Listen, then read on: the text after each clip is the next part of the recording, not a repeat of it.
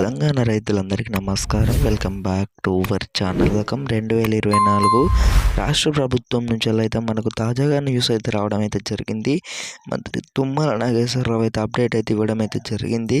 మీరు ఇక్కడ తారీఖు అయితే చూసుకోవచ్చు, 25/12/2024 బుధవారం నాడైతే ఈ న్యూస్ అయితే రావడం అయితే జరిగింది అన్నమాట. మనకు ఇక్కడ చూసుకోవచ్చు, పిఎం కిసాన్ ఏదైతే ఉందో దానికి సంబంధించి మనకు నిబంధనలను అయితే చేపట్టి రైతు భరోసా పథకం సంబంధించి దాదాపు 40 లక్షల మంది రైతులకు రైతు భరోసా ఇచ్చే అవకాశం లేదని అయితే తెలుస్తున్నది.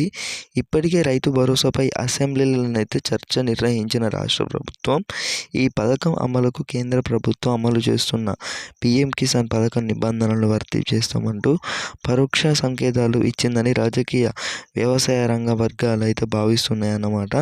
అలాగే ఇక్కడ మీరు చూసుకోవచ్చు, రాళ్లకు గుట్టలకు రైతు భరోసా ఇద్దామా, రేవంత్ సాగులో లేని భూములకు గత ప్రభుత్వం రైతు భరోసా ఇచ్చిందని సీఎం రేవంత్ రెడ్డి అయితే పైగా నిధులు ఏదైతే ఉందో దుర్వినియోగం అయ్యాయి.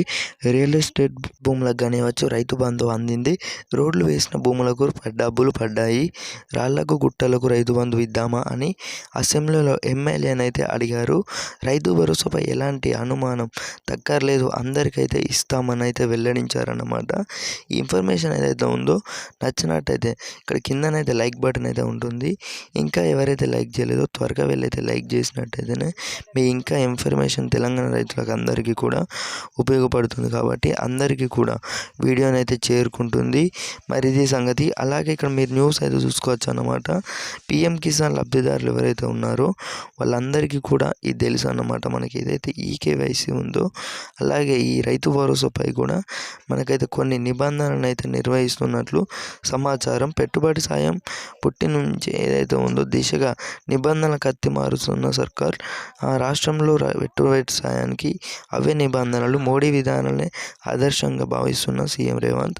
ఇక చూసుకోవచ్చు, ఇక రైతు భరోసాకు సంబంధించి జనవరి 14న ఈ పథకాన్ని అధికారంగా అమలు చేయాలని ప్రభుత్వం అయితే ప్లాన్ చేస్తుంది. దీనికి కూడా త్వరలో విధి విధానాలు విడుదల కానున్నాయి.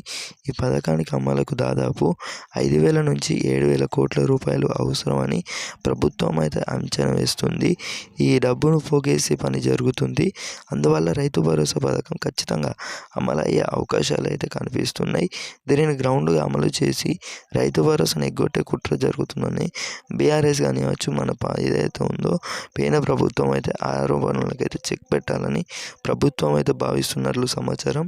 ఇన్ఫర్మేషన్ అయితే ఏదైతే ఉందో మీ తోటి రైతులకు కూడా అందరికి కూడా వచ్చేసి అయితే వాట్సాప్ గ్రూపులలో ఏదైతే ఉందో అందరికి కూడా షేర్ చేసినట్లయితే అందరికైతే తెలుసుకోవడం అయితే జరుగుతుంది. మరి ఇది సంగతి రైతు భరోసాకు సంబంధించి. ఇన్ఫర్మేషన్ నచ్చినట్టయితే ఇంకా ఎవరైతే మన ఛానల్ని సబ్స్క్రైబ్ అయితే చేసుకోలేదో ఇదనైతే ఇదేదైతే ఉందో సబ్స్క్రైబ్ చేసి అలాగే బెల్ నోటిఫికేషన్స్ ఆల్లో పెట్టుకున్నట్టయితేనే మేము ఇచ్చే ఏదైనా ఇన్ఫర్మేషన్ ఏదైతే ఉందో మీరు ముందుగా తెలుసుకోవడం అయితే జరుగుతుంది అన్నమాట.